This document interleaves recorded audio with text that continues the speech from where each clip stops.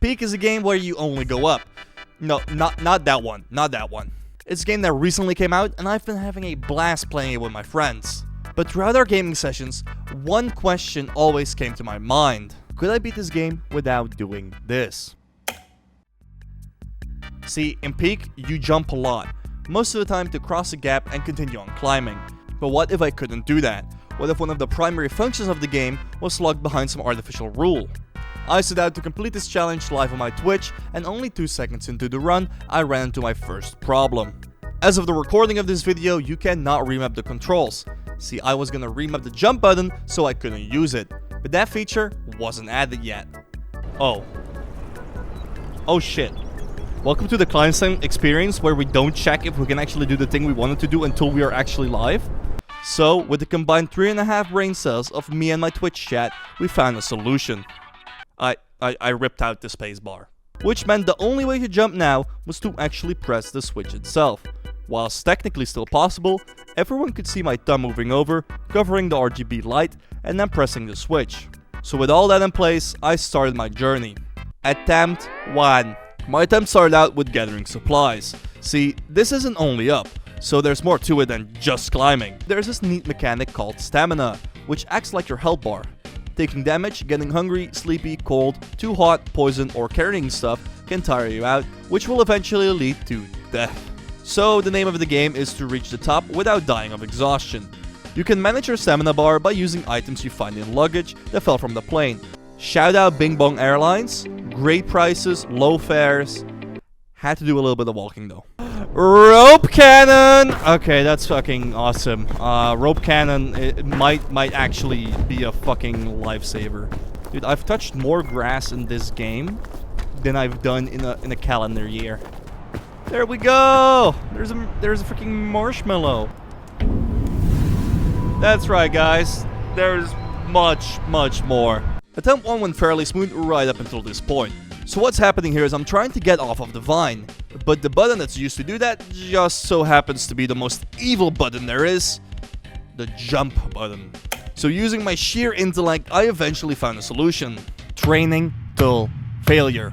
More specifically, getting tired as fuck. Now this had a couple implications. If I had any extra stamina gained from items such as sport drinks, which is incredibly useful, I have to get rid of this as well. Which meant that for the most part, I was gonna avoid using vines of any kind, which was a major setback, as these often make the level much easier. My first attempt ended in me becoming one of the 30 people that die in climbing related accidents every year. This fucking game, man. It's almost like they intended me to use the fucking jump button! But it's fine, it's good. We learn from our mistakes, chat. We learn from our fucking mistakes. But as my slightly agitated self pointed out in the stream, we did learn a valuable lesson. You cannot let go of vines without pressing the jump button. Or can you? More on that later. Attempt 2. My second attempt felt like a rerun of the first one. I spawned in, got some items, gambled, and did not use any vines.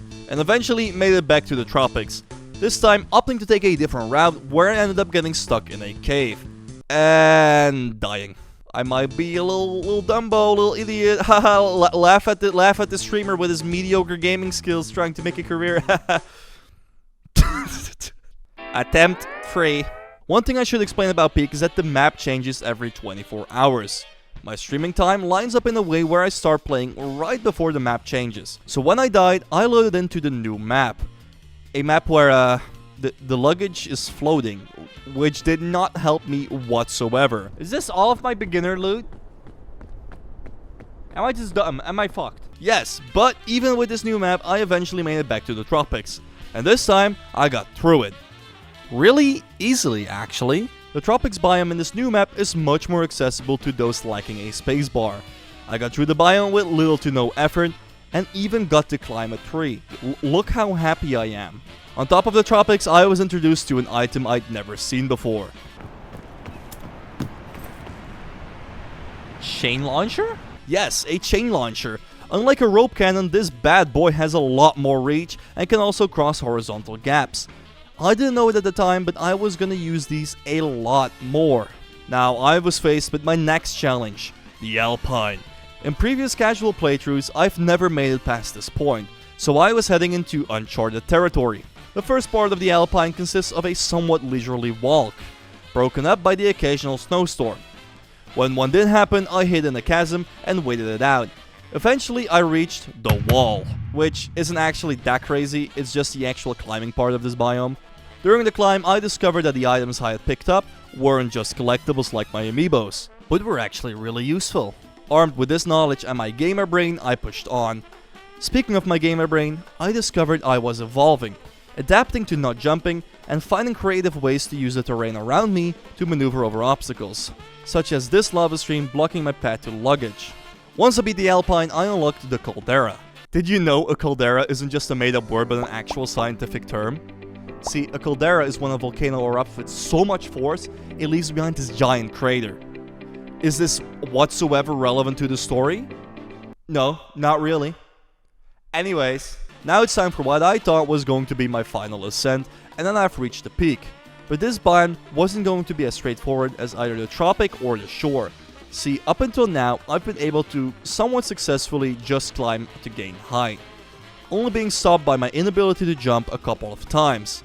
But the caldera is a mostly horizontal level, where you're supposed to jump from platform to platform in order to avoid the rising lava.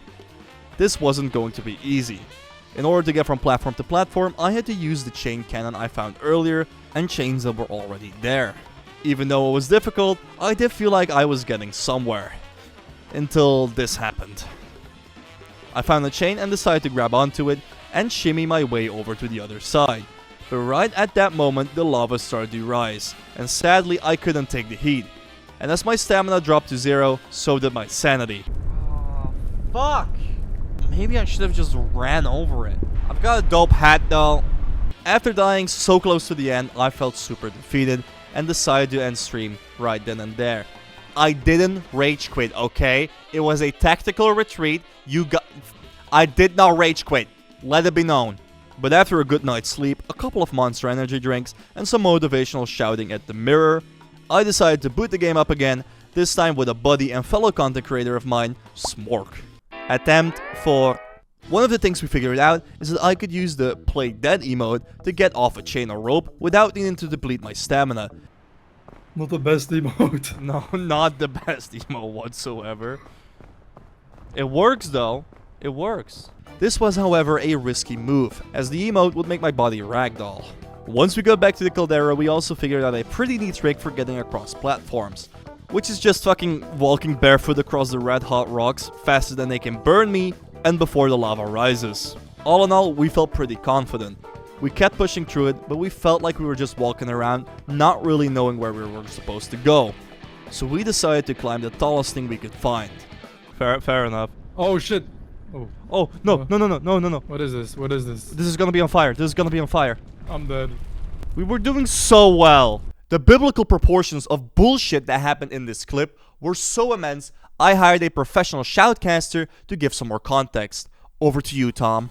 Thanks, Tom. Let's see that in instant replay. As you can see behind me, the tower decides to spontaneously combust, and our little gang is forced to make a split-second decision. Little KleinStein decides to climb down the ledge.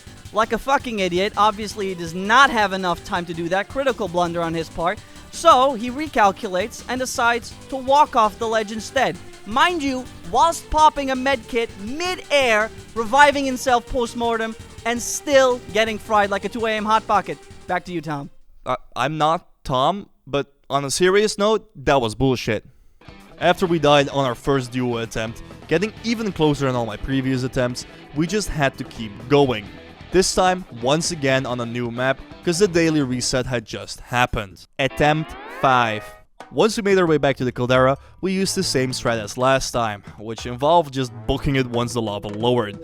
Using this highly advanced technique, we managed to make our way over to the giant stairs, and realized the game wasn't over just yet. After a menacing walk, we entered the kiln. From now on, we had to use every technique in the book to get to the end. I'm gonna emote glitch out of this. Are you blocking me? Okay. Yeah. Without you blocking me, I would be dead. From now on, we really had to plan out what we were going to do if we wanted to complete this challenge. You can stand here and then go To there or on the right? From now on, we need to say magma because we're technically inside of the volcano. Half of our time was spent planning our next step. We tried using rope cannons unsuccessfully, but eventually made it to what looked like the halfway point, where for some reason, I just felt kinda quirky and decided to do some stupid shit.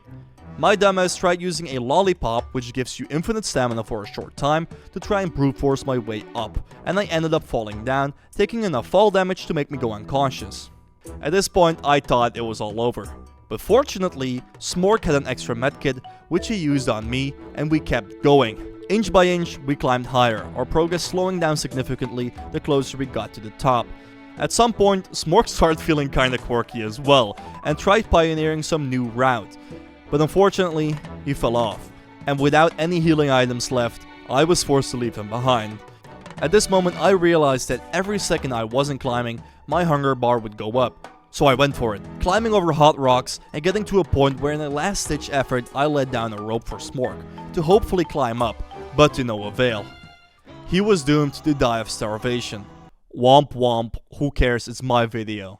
I looked around and didn't see any way up. Wait, surely the way up wasn't just behind me, was it? But with no time to waste and honestly 0 brain cells left, I just did it. And to my surprise, there were a lot of rocks where I could easily stand and regen stamina. This might have been the easiest climb in the entire run, if I'm honest. I just couldn't believe it. But there I was, walking around at the top of the volcano, looking for wherever the hell I was supposed to go. And that's when I saw it, a beautiful green flower meadow, with a bridge leading up to it. Anyone would instantly be calmed upon seeing this peaceful sight. But there was only one thing going through my mind. I swear, if there is a jump right now. After my final climb, I lit a flare, and like an angel descending from the heavens, a helicopter came to the rescue. But I can hear you say, "But KleinStein, why didn't the helicopter just pick you up at the beach?" Maybe because the FAA is still using fucking floppy disks and ordering shit off of eBay. I honestly couldn't tell you. But yes, it is definitely possible to beat Peak without jumping. It is also very possible for you to hit like and subscribe. Thank you.